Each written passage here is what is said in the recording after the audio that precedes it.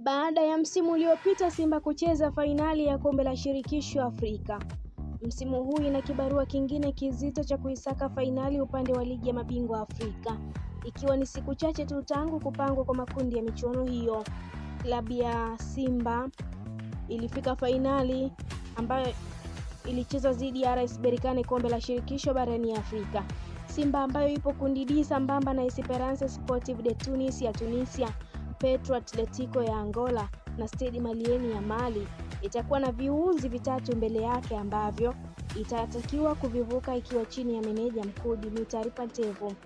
Viunzi hivyo ni kuvuka hatua ya makundi ya michuano hiyo kwa kumaliza kinara na kushika nafasi ya pili. Baada ya hapo kingine kitakuwa hatua ya robo finali, ambapo imekuwa ikikwama kila iliposhiriki ligi ya mabingwa kisha nusu finali.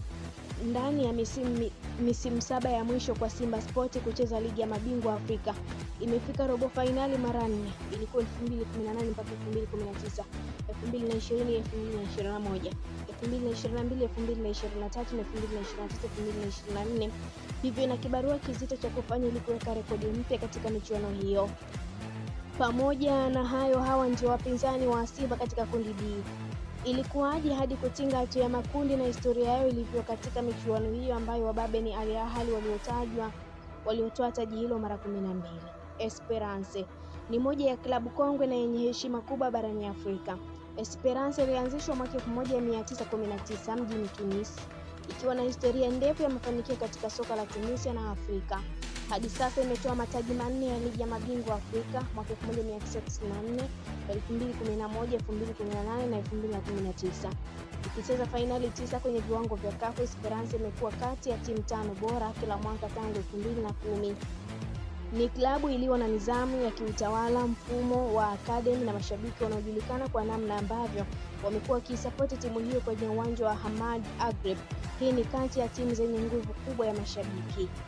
Kwenye orodha ya IFFHS, Esperance inashika nafasi ya 7 kati ya klabu bora za Afrika kwa karne ya 20, huku CAF ikiitaja kama klabu ya 5 bora ya karne. Mwaka 2018 iliongoza orodha ya klabu bora Afrika kwa alama za CAF, kitu kinachoonyesha ubora wake wa muda mrefu. Kikosi chao cha sasa kinasimamiwa na Maheri Kanzari, kocha mzawa anayetumia mfumo wa 4-2-3-1. Wachezaji muhimu ni Ashraf Jabir mwenye mabao 7 kwenye ligi, kiungo mshambuliaji raia wa Brazil Yan Sase. Petro de Luanda ilianzishwa mwaka 1980. Klabu hiyo inamilikiwa na kampuni ya mafuta ya serikali nchini Angola.